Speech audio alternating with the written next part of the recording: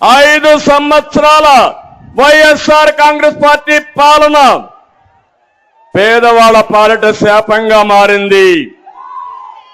పేదలు నిరుపేదలుగా మారిపోయారు. యువత నిరుద్యోగులుగా మారిపోయారు. నేను అందుకనే ఈ ఆళ్లగడ్డలో ప్రారంభిస్తున్న స్వర్ణ యుగం మళ్లీ రావాలని మనస్ఫూర్తిగా ఆకాంక్షిస్తున్నా. ఈ మీటింగ్ లో మీరందరూ ఒకటే ఆలోచించాలి. స్వర్ణ యుగం కావాలన్నా తెలుగు జాతికి, లేకపోతే రాతి యుగం కావాలన్నా వైఎస్ఆర్ కాంగ్రెస్ పార్టీ పాలనలో? స్వర్ణ యుగం కావాలంటే చేలు పైకెత్తండి. రాతి యుగం వద్దనే వాళ్ళు గట్టిగా చప్పట్లు కొట్టి నిరసన తెలియజేయండి. ఎందుకు నేను ఈ మాట వాడానంటే, నేనేదో అధికారం కోసం రాలా మీ దగ్గరికి.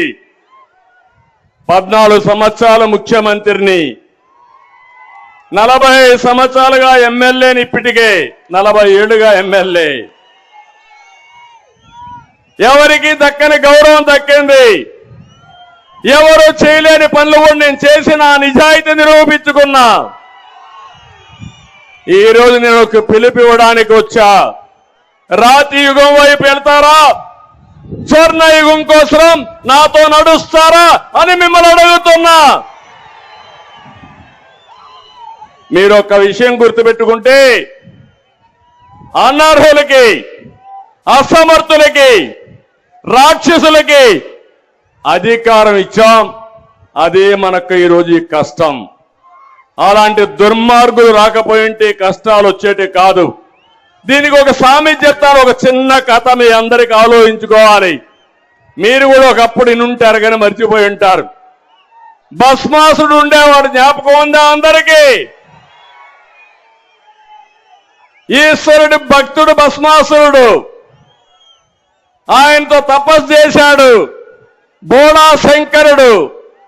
ఆ తపస్సుకు మెచ్చిపోయాడు, కరుణించాడు, కోరుకోమన్నాడు. ఇమ్మీడియట్ గా భస్మాసుడు కోరింది, నేను ఎవరి తలపైన నెత్తిన చేయి పెడితే వాడు బూడిదైపోవాలా అని కోరుకున్నాడు. పాపం ముందు వెనక ఆలోచించలేదు. ఈశ్వరుడు ఆలోచించుకున్నా వరం ఇచ్చాను పో అన్నాడు. అక్కడి నుంచి ప్రారంభమైన కష్టాలు. తనకు వరం ఇచ్చిన భస్మాసురుడు, ఎవరైతే భస్మాసురుడు ఉన్నాడో శంకరుడి మీదనే చేయి పెట్టబోయాడు. ఆయన నెత్తినే చేయి పెట్టబోయాడు. శంకరుడికి దిక్కుదేల పాపం. ఏం చేయాలో ఆలోచించాడు. ఎక్కడెక్కడో దాంకున్నాడు.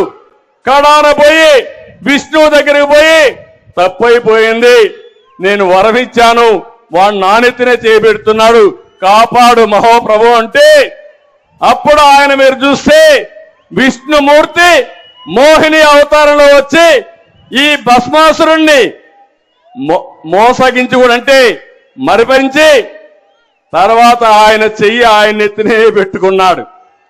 ఆ దెబ్బతో ఏమయ్యాడు? భస్మం అయిపోయాడు, బూడిదైపోయాడు. ఇప్పుడు ఇక్కడ ఏం జరిగిందంటే, మీ దగ్గరకు వచ్చాడా? ముద్దులు పెట్టాడా? ఒక్కసారి అన్నాడా?